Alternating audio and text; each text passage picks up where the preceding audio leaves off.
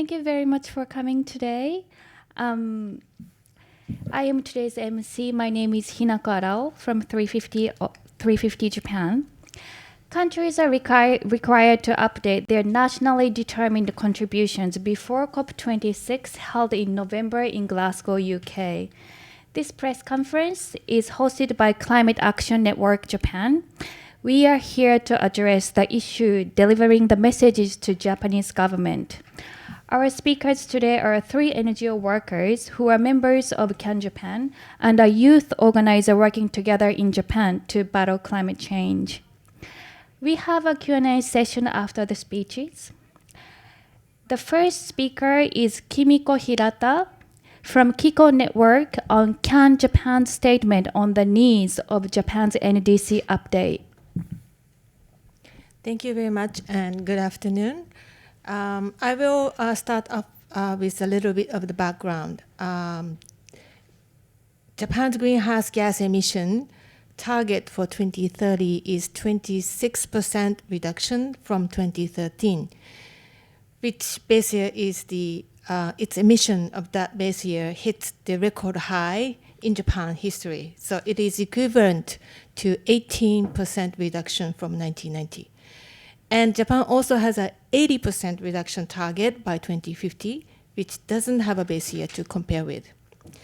We, as Climate Action Network Japan, a group of environmental NGO in Japan, think it is totally insufficient to combat climate change because it falls far short to meet the goal of the Paris Agreement, and it doesn't fulfill Japan's responsibility and capability. And already, Japanese people are severely affected by severe climate events recently. Similarly, the climate events happen many other places all over the world. If we don't take action now, it gets worse and worse. So Japan needs to face the reality of the crisis we are facing right now. The current low targets cannot be the answer for that. Japan needs to set much higher target for us to live the world that global temperature is limited to 1.5 degrees. After the first commitment period of the Kyoto Protocol in 2012, Japan has been lagging behind in climate action. Prominent example is the fact that Japan is still promoting new coal power plants domestically and internationally. Right now, 15 new coal power plants are under construction, and several coal projects in Southeast Asia, such as Vung 2 in Vietnam, are ongoing. Those are clear contradictions to the Paris Agreement. We think that this year is crucial for Japan to reconsider its position and use the opportunity of NDC updates to increase ambition. So we urge our government to promptly start the process to review the targets and policy with sufficient public participation. In the past, government had decided its target in a closed door through very untransparent decision-making process. Repeating such an undemocratic process is not acceptable. We need to be part of the solution for this important and serious matter for all of us. So with regards to the NDC, nationally determined contribution, which include the Japanese greenhouse gas emission target, we urge the government the following 3 points. First, we strongly demand the government to increase the 2030 targets to at least 45 to 50% reduction from 1990 level, which is the call to UN Secretary General Guterres, and stop any attempt to anchor the current low targets for next 4 to 5 years. Second, we demand our government to review the domestic process to allow revisiting relevant plans to, in a coherent way, to be in line with the Paris Agreement. Decision of climate policy plan and strategic energy plan, there is a division between this, and the lack of the coordination between these two cause inappropriate policy response to the climate. 90% of the emission in Japan are energy related.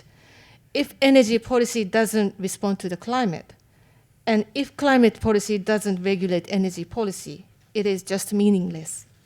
Japan needs to fix domestic process and policy structure to be able to respond to the Paris properly. Lastly, we urge our government to encourage and engage other large emitting countries, including the US and China, to take bold actions. Also, we urge Japan to provide support to developing countries to take action as well. But Japan could only play such a role if Japan takes a lead in implementing bold action by itself. With this, to summarize, Japan has to increase ambition and strengthen 2030 and 2050 target in the NDC, and for that end, start open process to discuss targets and policy in order to submit updated NDCs prior to the COP26 in November. Thank you. Thank you. The next speaker is Naoyuki Yamagishi from WWF Japan on global trend on NDCs update and Japan's role. Thank you. Raising ambition and enhancing NDC was one of the most important topics discussed in COP25 held in last year in Madrid. And back then, there was a coalition called Climate Ambition Alliance, which included 73 countries plus 11 countries. Together, 84 countries are announcing that they either intends to enhance NDC in 2020 or plans to, or in the process of enhancing NDC in 2020. So, but even back then, there was a trend of enhancing NDC in various countries, and now, according to the recent summary of the World Resources Institute, 108 countries have stated in their intention to enhance NDC in 2020. Two small countries have already submitted their second NDCs, which are Marshall Islands and then Suriname. So if Japan announced its NDC, their second NDC, without revision, it certainly sends a wrong signal. It is okay to submit NDC without any increased ambition. So it not only is, harm the credibility of the Japan itself, but it also discourages other countries to enhance NDC. So that's the problem. And among the big emitters, like 5 big emitting countries, none of them have yet announced their intention to enhance NDC. So it is important that Japan take the lead of it. And one of the key players here is at the European Union, because the European Union announced that it's gonna actually already announced the Green New Deal, which includes their plan to enhance NDC in summer. And so if the Japan sends a wrong signal to the other big emitters, that also discourages their ongoing efforts to enhance NDCs. From that perspective, Japan needs to think carefully what kind of message Japan wants to send to the international community when the climate ambition is most needed. What is more, Japan Climate Initiative, which is the cross-sectoral alliance of the Japanese business and the local governments and other civil society organizations, just announced their statement to ask the Japanese government to enhance NDC. The statement signed on by more than 220 organizations, including large businesses. I think we've distributed the statements to you too. Thank you very much. Thank you. The next speaker is Takayoshi Yokoyama from 350.org Japan on current movement of private sectors and financial institutions and the importance of NDC update. Good afternoon. I'm Taka Yokoyama from 350 Japan, and our organization is focusing on divestment, but today I'd like to talk about the enhancement of NDC and the recent trend of private sector and financial institutions. And taking a look at global trend, financial sector has been moving towards a low carbon economy. In January this year, BlackRock, world's largest asset management company, announced its divestment policy.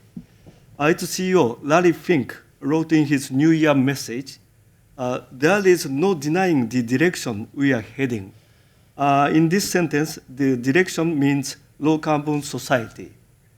The low carbon society, by and large, means compliant with the Paris Agreement, which requires a dramatic reduction of greenhouse gas emissions. The earlier is the better. Companies need to change their strategies to meet the low carbon society, and our government should support it. And you can take a look at the handout, but these are recent announcements of major financial institutions since last December. Goldman Sachs went beyond coal abolition for the first time among major US banks and said it will not finance any projects that directly supports new upstream Arctic oil exploration and development. Standard Chartered has canceled its investment in Vanuatu coal-burnt power plant in Vietnam with this new policy. From an asset management side, as I explained, BlackRock will divest from heavily coal-related companies. On the other hand, taking a look at Japanese financial institutions, Japanese mega banks keep financing coal-burnt power plants, and they are ranked from the top to the third in the world banks. I often have engagement meetings with banks in terms of divestment, and people banks often tell us that unless the government changes its energy policy, it's difficult to change their strategies. And on the contrary, private sector in Japan has been getting more aggressive in asking the government to revise and enhance the NDC more ambitious. And as Yamagi-san explained, there are 142 companies that supported the announced statement. Yesterday, Japan Climate Initiative published a statement that called for NDC enhancement. And this is my personal conclusion, but enhancement of NDC is inevitable, taking global movements into account, even if Japanese government doesn't revise NDC this year. Having said that, Japanese companies should get prepared for low carbon society to improve their competitiveness in the market. And our government is responsible for supporting Japanese companies by NDC enhancement. Thank you very much. Thank you. The next speaker is Isao Sakai from Friday for Future Tokyo on request from youth to raise the NDC. Thank you. I am Isao Sakai, 19 years old, from Fridays for Future Tokyo. While attending a public high school in Tokyo, I have been an organizer for Fridays for Future Tokyo since the first action in front of the Daya building in last February. Experiencing Typhoon Hagibis and this warm winter, now we are already facing the unprecedented severe impact of climate change here in Japan. In the world, a huge number of people are displaced due to the climate disasters such as bushfires in Australia and floods in Jakarta. And I'm really upset because it feels like the future of rising temperatures is turning to reality. And we, young people, are not ignorant. We educate ourselves by reading IPCC reports and learning the latest climate science. And we know that we can no longer cherish what we have today due to the loss of marine ecosystems and normalization of extreme heat unless we hit the 1.5 degree target. And the crisis of facing as high as 1.5 degree temperature rise in the 2030s, a more ambitious NDC is urgently needed to switch to carbon emission reduction immediately. And if we do not cut emissions significantly by 2030, rather than the distant future of 2050, our future will be thrown into irreversible danger. And of course, we have schoolwork, and we wish to hang out with friends. However, because we recognize this tense state, we devote our time to speaking out on the street to protect our future. As Greta says, this situation that we young people have to call for change is all wrong. And Fridays for Future now mobilizes more than 7 million students and adults around the globe. And in places like Europe, climate change has become an issue in elections due to the pressure by the youth. And although the European Commission has a target of 40% reduction below 1990 levels by 2030, which is higher than that of Japan, European youth still do not regard it as enough. To achieve net zero emissions by 2035, they demand a more ambitious target of 80% reduction below 1990 by 2030. Conversely, Japan has a highly insufficient target of 26% reduction below 2013. And I cannot accept such irresponsible neglect of our future. We need drastic change right now, not sometime in the future. Our future depends on realizing change now. We don't need vague solutions such as discontinuous innovations. We need a more realistic roadmap to the net zero target. To the Japanese government, I demand a more ambitious NDC target which complies with the Paris Agreement for the future of all the people, including we, the youth, and the future generations who must live in the world that politicians have the power to create. Please don't let us down. Thank you. Thank you. Now we will take some questions.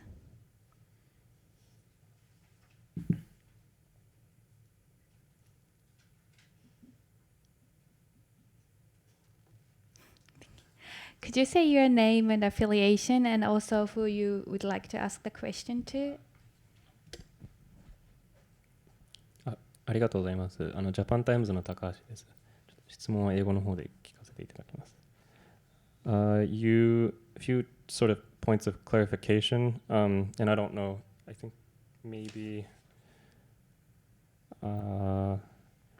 すいません、名前、多分山岸さんに伺いたいんですが、You said that the Marshall Islands and what other country updated? Suriname, which is the South American country.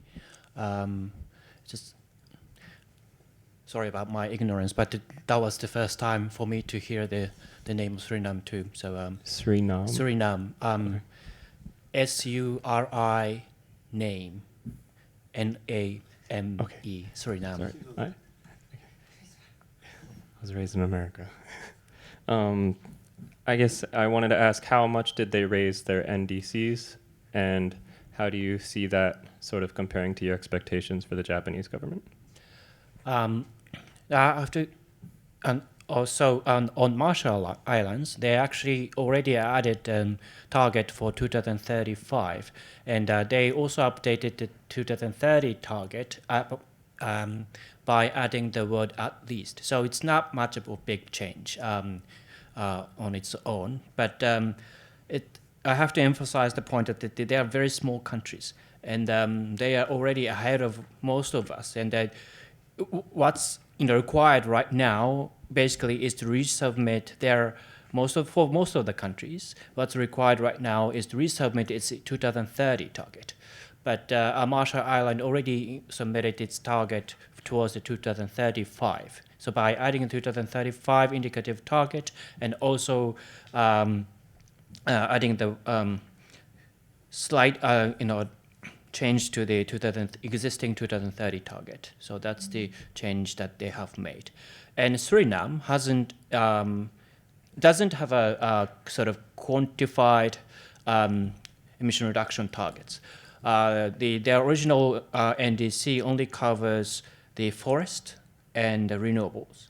But now they're The second updated NDC covers transport and some other sectors. So basically, they widen the coverage of the climate action. So in both cases, although they are small countries, but they are trying their best to enhance their NDC through either adding their new target or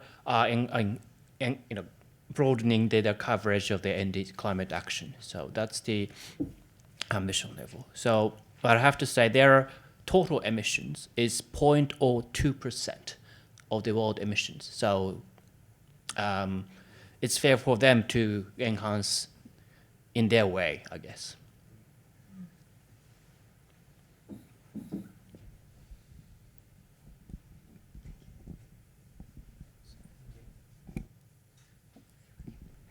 Hello, thank you very much for a conference, very interesting. So my name is Julie Pelletier, I'm from France, so actually I know what you're talking about in Europe, and I'm not a journalist, I'm just doing a documentary about ecology and what is happening here in Japan, like how you are trying to improve the ecological movement.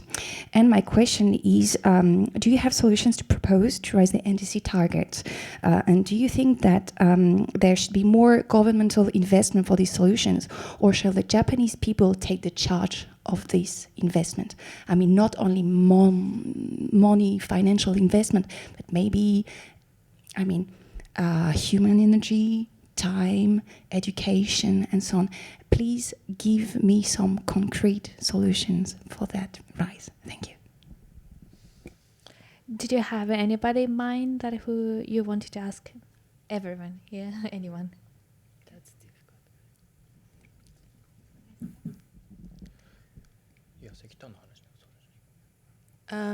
Let me try to answer your questions. It's a good question and challenging questions, actually.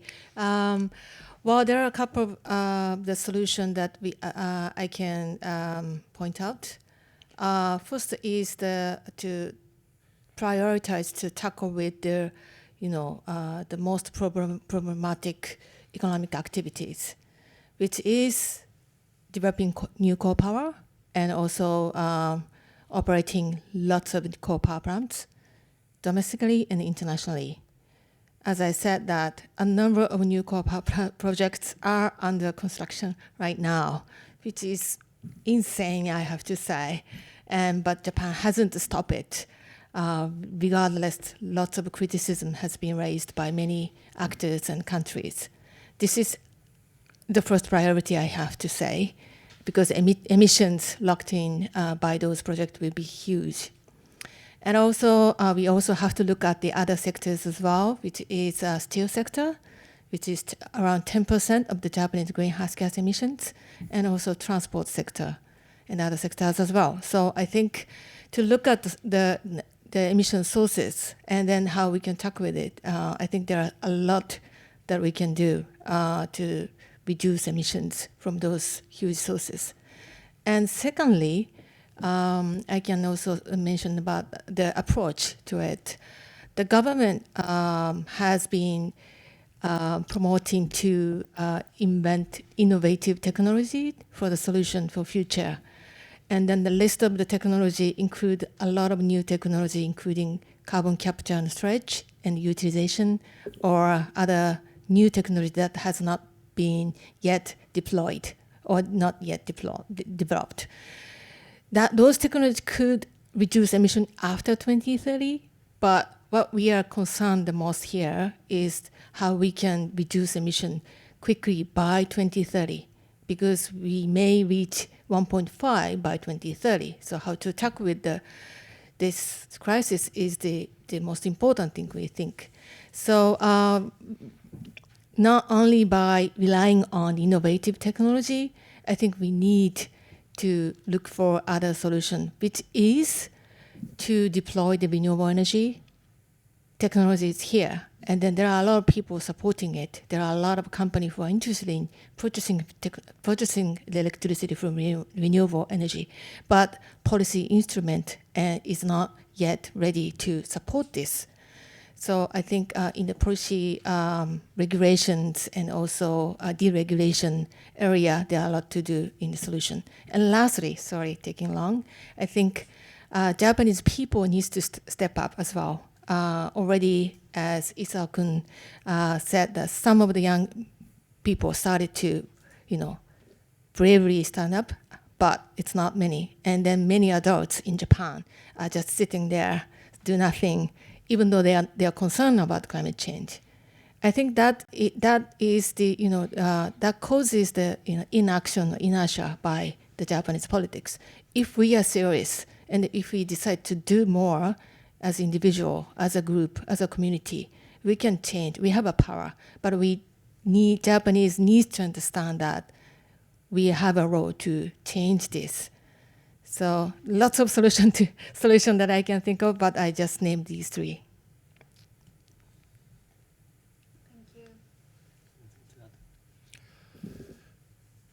Yeah, just on the last point that the Kimiko-san mentioned, that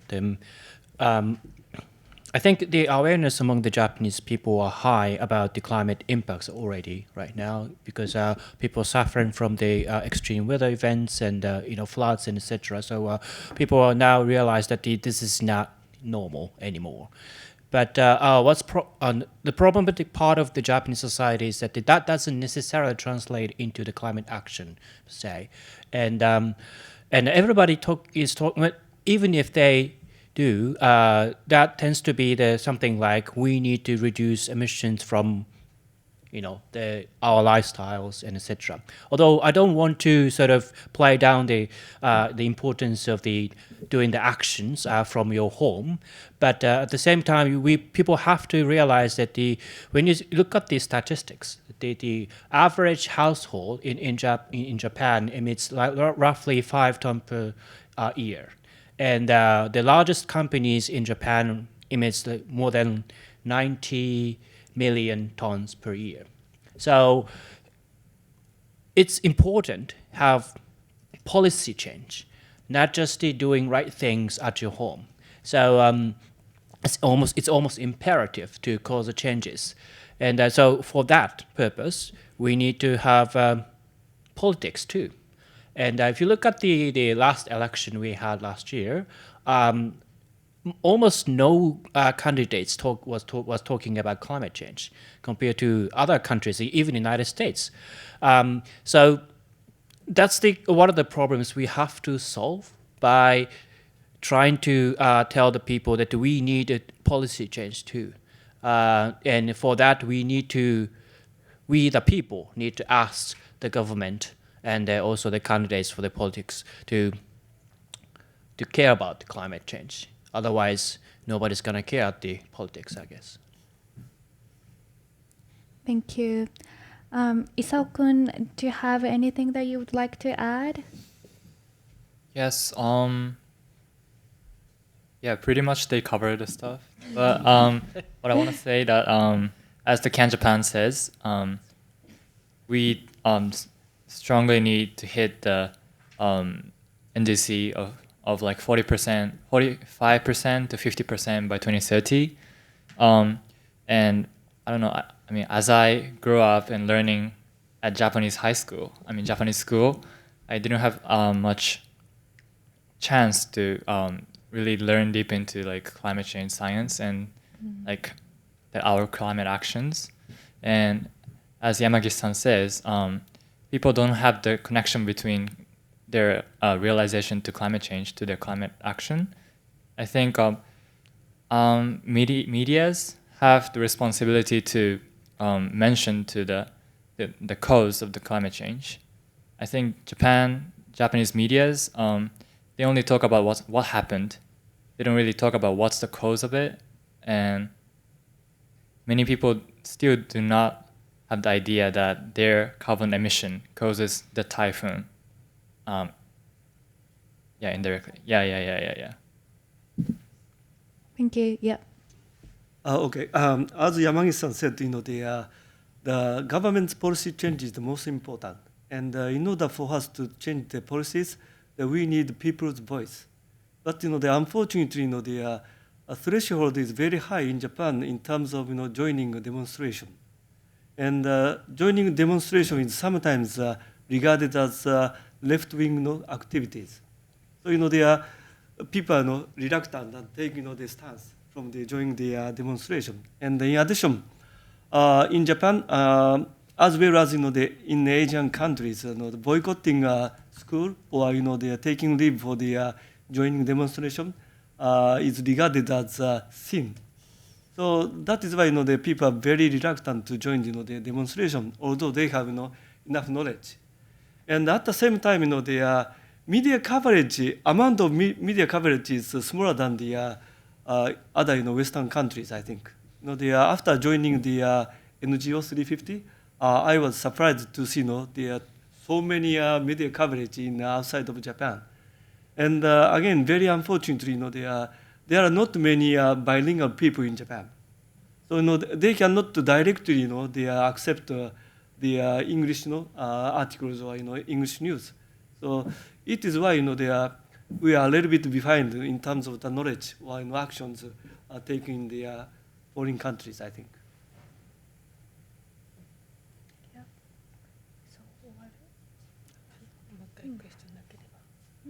So if there is no other questions, I would like to end here. Sorry.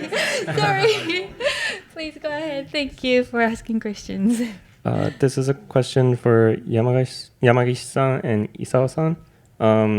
You mentioned how in the last election there weren't any politicians who talked about climate change. What about now? And for Isao-san, what, as a young voter and with most members of Fridays for Future, not just Tokyo, but around Japan and around the world, people are beginning to be able to vote. What do you want from your politicians? So when I said last election, what I meant was the last year. So since then, it hasn't changed a lot, I guess. Although right now the environment minister is talking about climate change, but that's his job. So I think we need to look at the and also the prime minister mentioned climate change in his response to the questions raised by the opposition parties. So there are some references to the climate change in the politics, but we need to look at what the candidates are going to say in the next sort of general election, etc., to see if truly they because that's the moment they want to sort of prioritize issues, right? And that's the moment when people decide what kind of issues are more important than others. And if the climate change is going to rise up in the priority list, is one of the key things we have to look at, I guess, in the next election. So I can't really tell the change at this moment. Yeah, so I cannot really talk on behalf of Fridays for Future because I'm only a member, but as one of the young voter and one of the youth, I could say I demand for the politicians to call to change the energy policy. So as Hirata-san said, energy is has high carbon emission right now. So in order to hit the zero emission target, we need to first make energy from renewable energy, and also we need to use less energy. And even though climate change has gradually becoming a issue in Japan as well, but people still do not know that using less energy and using renewable energy is one of the solutions. So, and also there needs to be a policy change to promote that. So yeah, the basic thing that I request for the politicians is the change in energy policy. Thank you.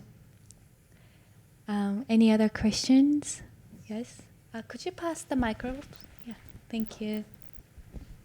Thank you.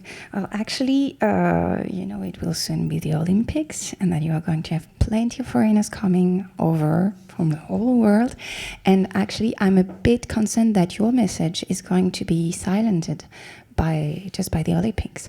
So maybe it would be relevant to join with the Olympic Committee and to awaken the population and the people coming to Japan, saying, "Hey, we are trying to do something together here now. Please help us." I mean, this is a very big opportunity you have right now to say to the whole world, we are trying to change things here. So, well, it was just an idea saying, please, I'm pretty sure that plenty of people are really trying to do things, especially in this committee. I'm thinking about the horse riding commission. Like, they have plenty of troubles because usually they're, using nature and landscape. So, you know what I'm talking about.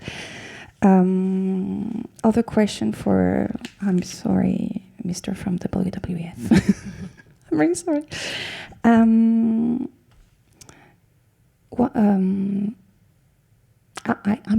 not hearing a lot about forests and landscapes and nature and ecological changes in agriculture and so on here in Japan. And I know you have plenty of troubles with food, especially after what happened at Fukushima, unfortunately. And I would like to know more about your concern in that question. Like, do you think that Japan can, how do you say that? I'm sorry.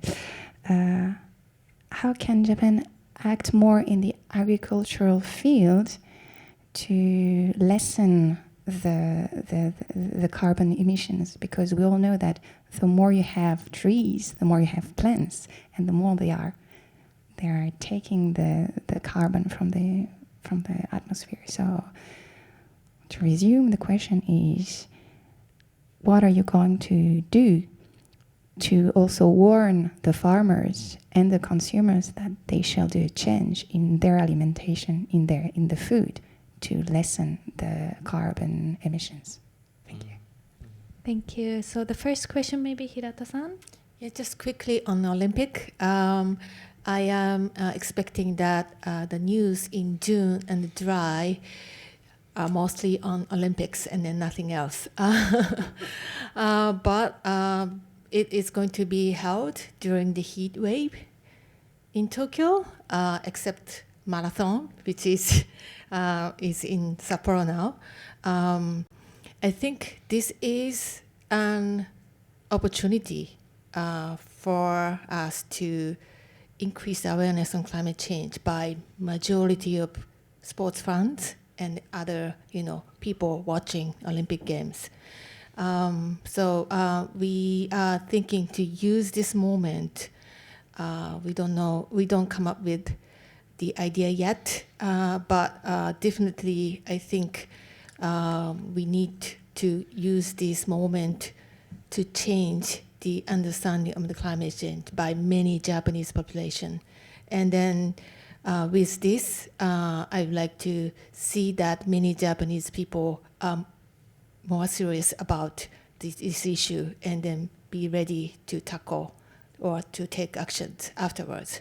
So yeah, definitely we see that this is a very important moment for us, not the risk. On your second question, I have to say that the climate impacts from agriculture or climate impacts from food are relatively new topics for Japanese audience. I have to admit that too. But I think we for that to happen, for that concept to be widely heard, we need to start first trying to spread the concept to the local agricultural farmers. But that tends to be the conservative sector, and they have their own issues, and we probably have to find ways to talk to those folks.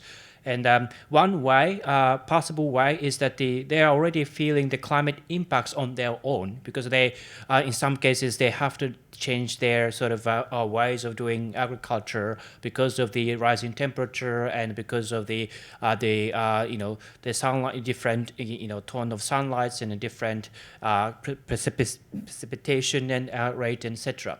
So maybe talking about the climate impacts first, and then we probably are talking about the sustainable agriculture practice.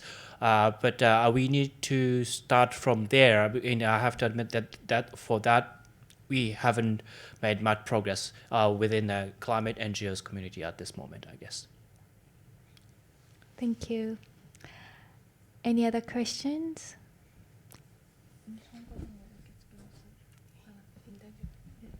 So thank you very much for coming today, and we'll finish here. Thank you. Thank you. Thank you very much. Thank you very much.